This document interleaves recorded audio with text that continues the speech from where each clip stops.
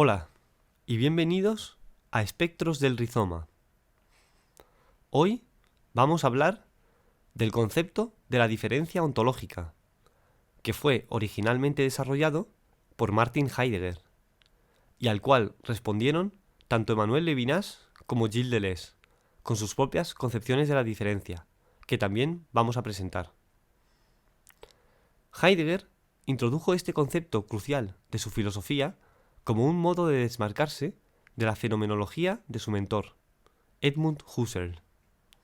El pensamiento de Husserl se sustenta en una serie de categorías ontológicas, como fenómeno, esencia, consciencia o ego trascendental, de las que Heidegger desea librarse.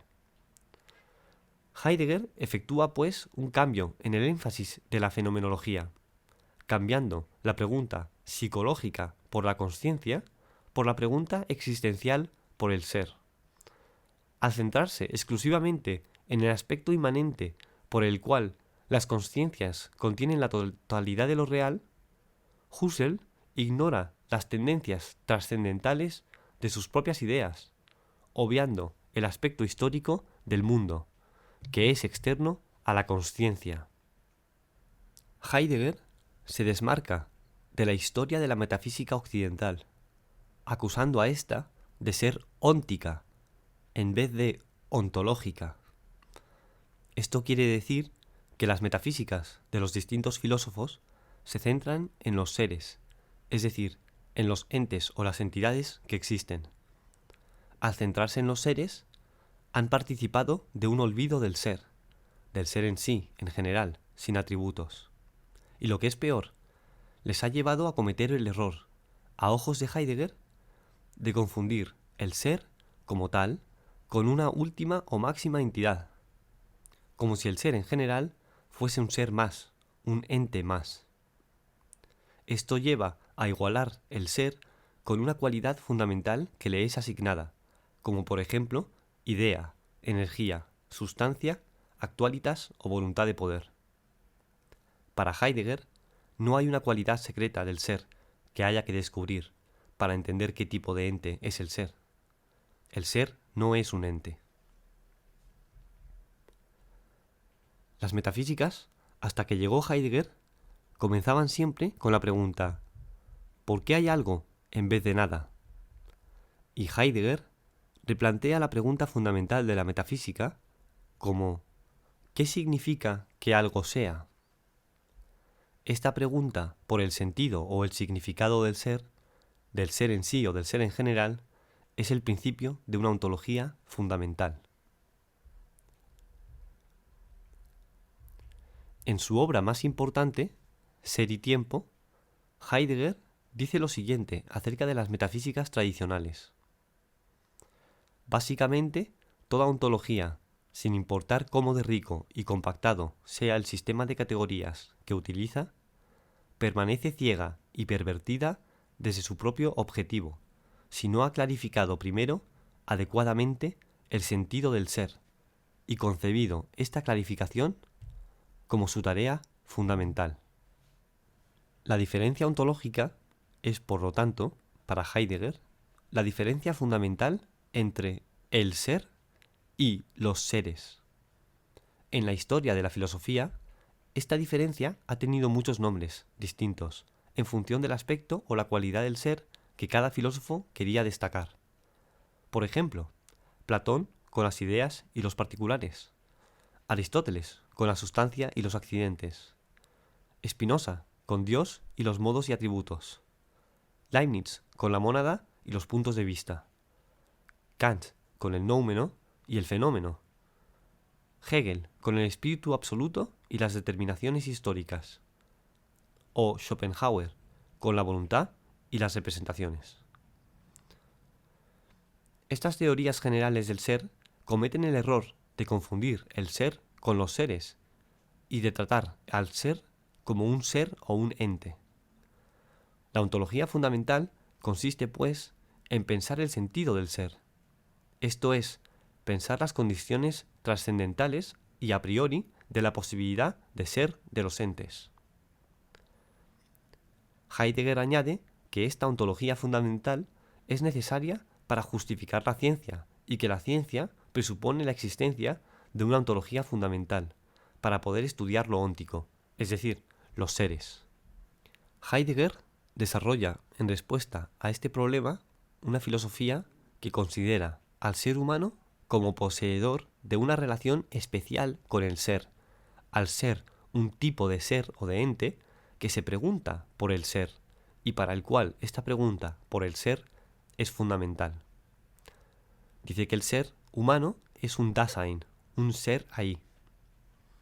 Para Heidegger hay una serie de experiencias que abren y exponen al ser humano al ser en general, como pueden ser la muerte, el arte, las cosas o los demás humanos. El conocimiento de nuestra propia finitud temporal nos provoca angustia, que a su vez nos lleva a determinar un particular modo de ser hacia la muerte. La muerte nos conecta con el ser, en el sentido de que nos revela la posibilidad esencial de la existencia y de la no existencia. El arte es capaz de desvelar el ser, en general, mediante su relación con la verdad del Dasein. En nuestra relación con las cosas, los objetos, también se revela nuestra relación tanto con la tierra como con el mundo, y por lo tanto con el ser, al estar las cosas dispuestas y a mano para ser trabajadas y transformadas por el Dasein. Finalmente, en nuestra relación con los demás Dasein, o seres humanos, experimentamos un ser con otros que nos lleva a una ética del cuidado. Cuidar de los demás también nos expone el sentido fundamental del ser. Ahora vamos a ver cómo dos pensadores, Levinas y Deleuze, crearon dos filosofías que parten parcialmente de este problema de la diferencia ontológica, identificado por Heidegger. Los dos utilizan vías tremendamente diferentes entre sí, para ir más allá que Heidegger. Levinas utiliza la vía de la trascendencia y Deleuze la vía de la inmanencia. El filósofo italiano Giorgio Agamben explica con este simple diagrama la genealogía de ambas corrientes, la trascendente y la inmanente, en la historia de la filosofía. Para Levinas, Heidegger supone un avance importante para la filosofía, en particular por la idea de que el ser es un verbo, no un sustantivo, es decir, un acto de las cosas que son, y no una cosa en sí misma. También admira Levinas en Heidegger su abandono de la reducción de lo real y del sentido a la consciencia. Además, valora el análisis afectivo que Heidegger hace del Dasein, aunque en su propio trabajo Levinas desarrollará toda una afectividad distinta y alternativa a la heideggeriana. El de Levinas es un pensamiento de la diferencia, pero la diferencia entendida como alteridad. La alteridad es lo otro, la otredad, todo lo que no es yo o nosotros o nuestro, lo ajeno y lo alienador.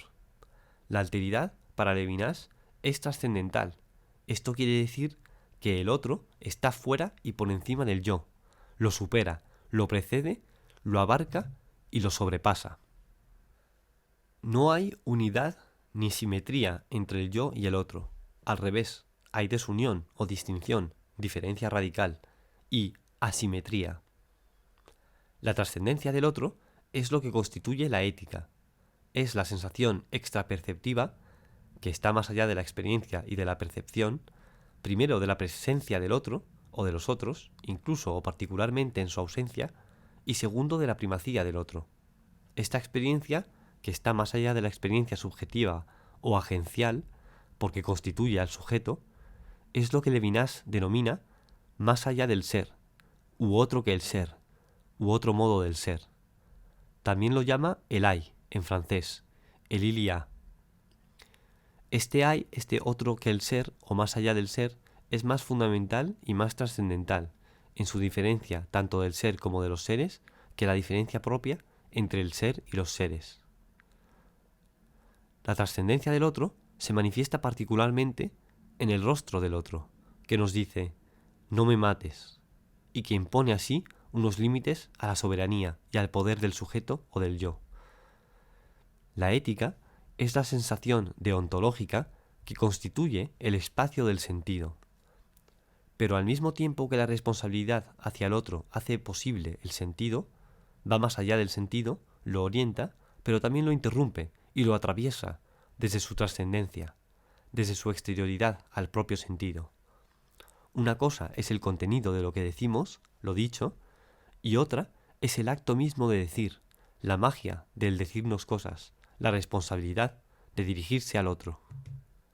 Con Ilia, el hay, designa Levinas la existencia sin existente, lo que hay todavía cuando no hay ente, lo que, en ausencia de todo objeto, permanece como ser y se impone como perseverancia del ser. Cuando se niega todo, persiste el ser en sentido verbal, al contrario que el es gibt heideggeriano, que evoca abundancia, el hay de Manuel Levinas remite a algo indeterminado, que no duda en calificar como lo obsesivo y terrible del ser. Se trata de algo neutro, anónimo, a lo que está ineludiblemente sometido el sujeto, anónimo a su vez. Sigue a Heidegger en la prosecución de la exploración ontológica desde la apertura del ser para ir más allá, o del ser, a lo otro del ser, que es un ser para el otro, no un trasmundo u otro ser. En esta perspectiva, la tradicional relación entre sujeto y objeto desaparece, y, en su concepción, el aspecto fundamental es la noción de la presencia del otro, irreductible al yo y que debe ser respetado, pues sin el otro, el yo tampoco puede ser sí mismo, y sin su presencia no puede existir significado alguno. De esta manera, considera la ética como el centro mismo del pensamiento. Con esta consideración se aparta de una larga tradición filosófica que ha intentado pensar la unidad del ser, la ilusión de lo mismo, para centrarse en la alteridad del otro. Posteriormente, centró su reflexión sobre la defensa de la subjetividad basada en la idea del infinito, entendido como aquella apertura al reconocimiento del otro.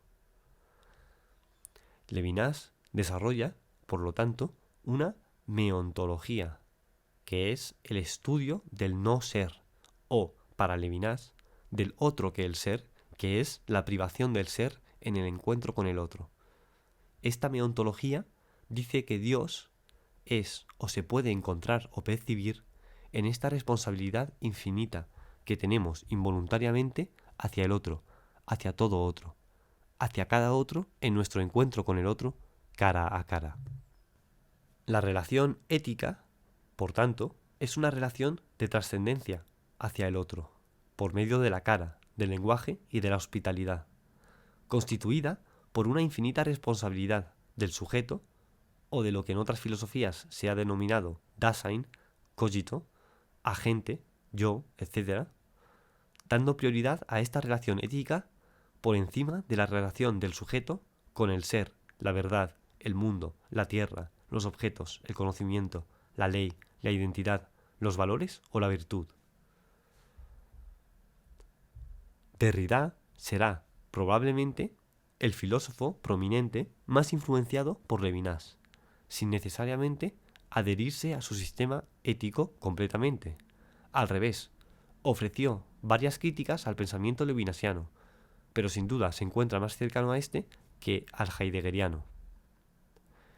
Derrida se apropia de la estructura trascendental de Levinas para desarrollar una teoría lingüístico-textual. La différance es la diferencia de espaciamiento y la diferencia de temporalización entre un texto y su sentido o significado, de modo que ahora es la différance la que tiene una relación de más allá, de diferencia más radical tanto con el texto como con el sentido, de la que tienen el texto y el significado entre sí. Al mismo tiempo, la différance constituye esta diferencia entre texto y significado, la complica y la otorga varias dimensiones y potencialidades. Es una diferencia radical, irreductible, alienante y trascendental. Con esto, pasamos ahora a la vía inmanente para pensar la existencia y la diferencia de un modo diferente al de Heidegger y también absolutamente diferente a la vía trascendente propuesta por Levinas. Gilles Deleuze rescata el concepto de inmanencia del pensamiento de Baruch Spinoza.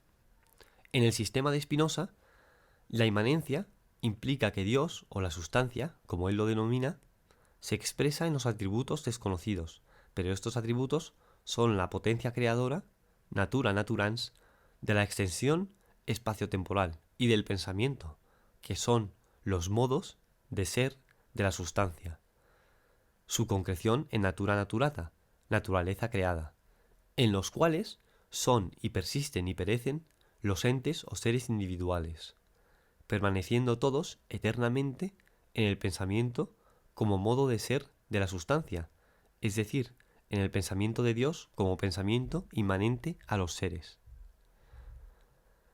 Con este sistema espinosista, Deleuze encuentra la manera de desarrollar una ontología inmanente de la diferencia y la repetición, por la cual todos los seres son inmanentes a sí mismos, es decir, están contenidos en sí mismos, y se proporcionan su propia fuerza y razón de ser, lo cual constituye tanto su posibilidad de repetirse como de diferenciarse de sí mismos y de los otros seres.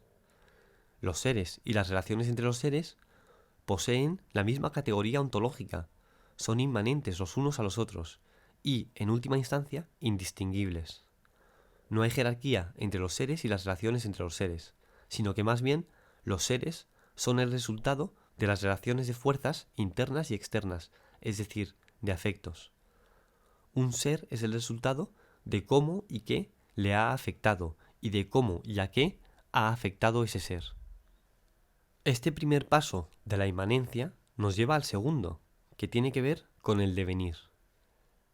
Es en el pensamiento de Henri Bergson donde Deleuze encuentra una concepción del tiempo que le permite pensar el cambio con un nuevo sentido ontológico o existencial. Bergson describe la experiencia de la duración, que es interna a cada percepción, o que constituye un grupo de percepciones en una unidad temporal.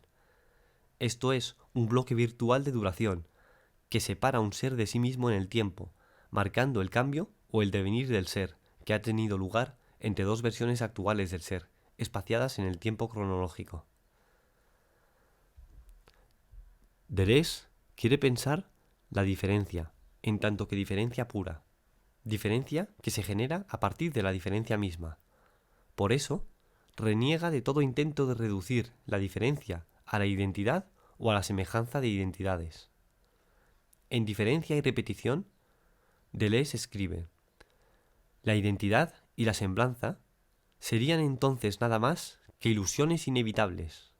En otras palabras, conceptos de la reflexión que dan cuenta de nuestro hábito empedernido de pensar la diferencia basándonos en las categorías de la representación. Los enemigos de Deleuze son varios: la dialéctica, la representación, los contrarios, los opuestos, la negación, la analogía y la identidad. Para librarse de todos estos, utilizará el pensamiento de Friedrich Nietzsche. Junto a Nietzsche, Deleuze afirma la afirmación en general, el ser como afirmación, y por lo tanto como constante y puro devenir. Pero más aún, se trata de la afirmación de las relaciones, no en tanto que negación de los entes o de los seres, sino en tanto que los entes en sí son un conjunto más o menos compacto de relaciones que se afirman en una serie de estados actuales, aunque la verdad última del ser o de las cosas siempre se nos escape, porque la verdad del ser deviene con el devenir del ser. Es crucial también la manera en que Deleuze adopta el perspectivismo nietzscheano. No se trata de que no haya verdad, sino que la verdad del ser es interna a cada ente en su devenir, al devenir de todo el ser que sucede en el devenir de cada ente o de cada ser. Y el ser no es más que este devenir del ser, interno al devenir de cada ser, la inmanencia del devenir al ser y a los seres, la manera en que el devenir marca la diferencia entre el ser y los seres, así como su univocidad. El ser es la multiplicidad de los seres en general y de cada ser en singular. Deleuze explica la univocidad del ser de la siguiente manera: una única y misma voz para el todo múltiple de 1000 voces, un único y mismo océano para todas las gotas, un único clamor del ser para todos los seres, bajo la condición de que cada ser, cada gota y cada voz haya alcanzado el estado de exceso, en otras palabras, la diferencia que las desplaza y las disfraza y que, girando sobre su cúspide móvil, causa que retornen. Así podemos hacer una síntesis de todas estas influencias en el pensamiento de Deleuze, para ver cómo la ontología deleuziana de la inmanencia define el devenir como la diferencia interna del ser y el ser como la pura multiplicidad de la diferencia y la repetición. En este último diagrama podemos ver los elementos cruciales de la metafísica deleuziana.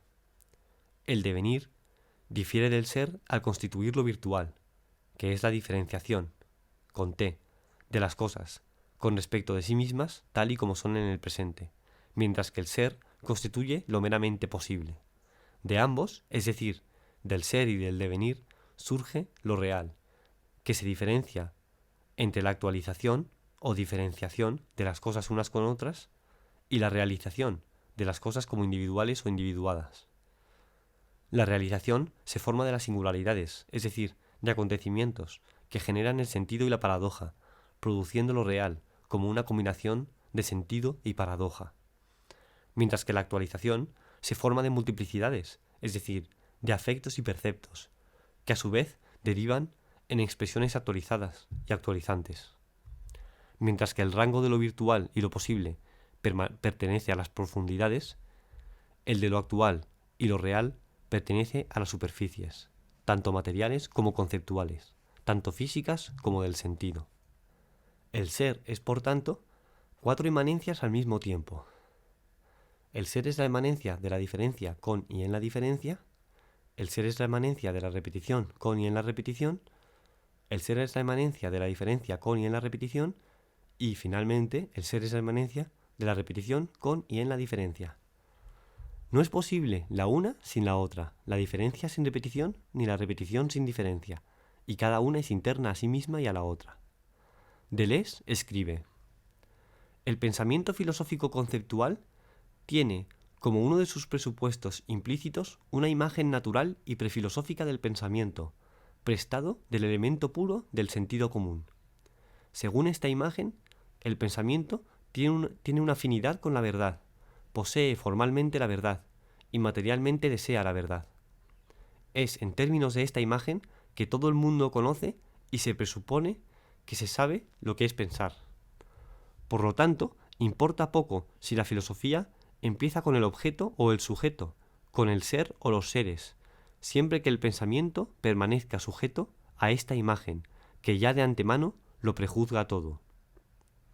En esta cita, Deleuze pretende hacer tres cosas: desligar el pensamiento de la verdad, superar la distinción entre sujeto y objeto, y superar la distinción entre el ser y los seres, en clara referencia a Heidegger. Para concluir, quería hacer algunas preguntas que quizás puedan señalar las consecuencias más inmediatas, concretas y mundanas que pueden tener estas diferentes filosofías de la diferencia. ¿Acaso el pensamiento de Heidegger, que busca una filosofía total del ser en su totalidad, lleva a una política totalitaria necesariamente? Así lo pensaba Levinas, que decía que este pensamiento era en última instancia imperialista y tiránico, dando centralidad al conocimiento del ser, a la relación abstracta del yo con el ser, otorgando un rol secundario al ser con otros. ¿Es posible soportar la existencia si siempre estamos expuestos a una trascendencia infinita del otro? ¿Cómo se puede defender la igualdad si la relación con el otro es asimétrica? Por otra parte, ¿es posible defender el valor infinito de cada uno sin reconocer la alteridad y la singularidad de cada otro? ¿Es posible que aprendamos algo profundo de la existencia si nos vemos los unos a los otros como el resultado de los golpes que nos da la vida, de los afectos que recibimos de los otros y del mundo en general, en vez de como el resultado de nuestros actos o nuestras obras? ¿No es acaso la inmanencia radical deleuziana la única forma de salvar la singularidad de cada cosa, al mismo tiempo que la posibilidad de cambio, de devenir que el tiempo promete?